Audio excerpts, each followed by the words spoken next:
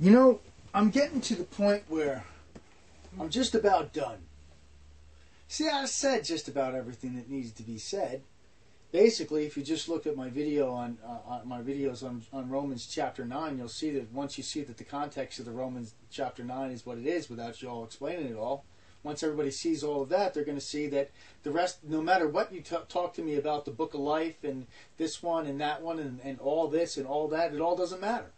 Because Romans chapter 9, ladies and gentlemen, and Romans chapter 9 basically says what it says, and it can't say what it says, and it is the chapter that addresses the questions that these people have.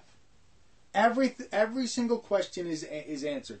Well, why does he still find fault for who has resisted his will? Arminian question. You know, once you look at the context of it, which, you know, basically you can find it, just read, no matter what it says about nations, just read verses 23 and 24. You know, that's it. 23 and 24. It ends it, you know. He did this. He made these vessels of wrath, and he made vessels of mercy, so that he could show he could show his power, make his power known to the vessels of mercy. And he says, well, is this just talking about the nation of Edom, or the nation of Israel, or the nation of Jacob, or the nation of Esau? Or is this talking about, and I'm like, it doesn't matter what nation it's talking about. Because it says, even us, whom he called, not from just among the Jews, but from among the nations. Not all the world, but from among and from among. And he said, not all Israel is Israel. He called people from among the Jews. And he's calling people from among the nations. Even us, even us, even us. So it's like, oh, it's nations, it's this, it's that. We're going to dance, we're going to go here, we're going to shuffle here. Whoo, here, we'll shuffle over there. Woo, we go this way, with that way. The dance is over, it's done. Even us, whom he called. I mean, and I don't want to argue. And the thing is that I'll make a deal with you. All right? You look at those two statements as they are, right? And look at Romans chapter 9, any way you want to look at it. But as far as I'm concerned, I want to do is, I don't even need to make any more videos.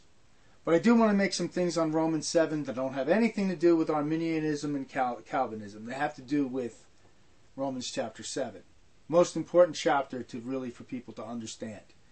Because there's the joy of your salvation right there, Romans chapter 7. And that's what I want to give to people. I want to give it to you. And and that's the deal I want to make. You guys, you don't want to argue with me. My tongue is too sharp for you. And because it comes from the Lord, because I have the truth on my side, and that makes it really, really difficult for you to try to argue with me. You can't do it. Your arguments look silly. I'm turning them on there. If you look at my videos and watch my videos and really take a good look at what's being said in my videos and all your answers, they're all right there for you. Cut and dry. And I don't want to trounce you anymore. I really don't, but I want to be your friend. I'll never talk about it. You can play chess with me, do something else, man. Like, I don't want to bum you guys out. I know you already, you want to hate me. I feel as if I feel the nails coming, you know what I'm saying? But I don't hate y'all. I love y'all in the Lord. I really do. All right? I do.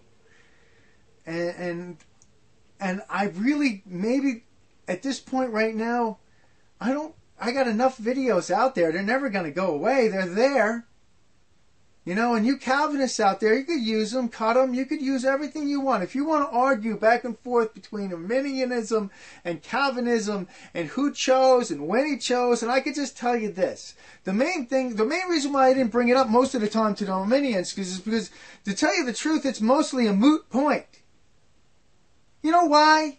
Because Arminian Calvinism, in the end, it's I'm preaching the gospel, and if you hear it, or if you want Christ, if you want to choose Christ, if you were chosen from the beginning, or if you want to choose him right now, if you wanted to choose him right now, that means that you were chosen in the beginning. But if you don't like that idea, that's fine and good. Go your Arminian way. I don't really care.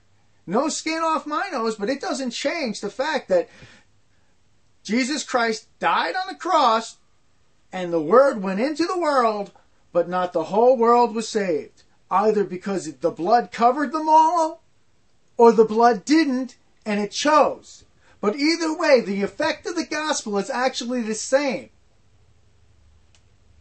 It's the same because either way, the gospel goes out into the world and those who want to have it can have it. So you can preach it and you can teach it and you can sell it and you can let them taste and see what's good. And we can argue about Arminianism and Calvinism all day long, but that's not going to help people see Christ. God bless.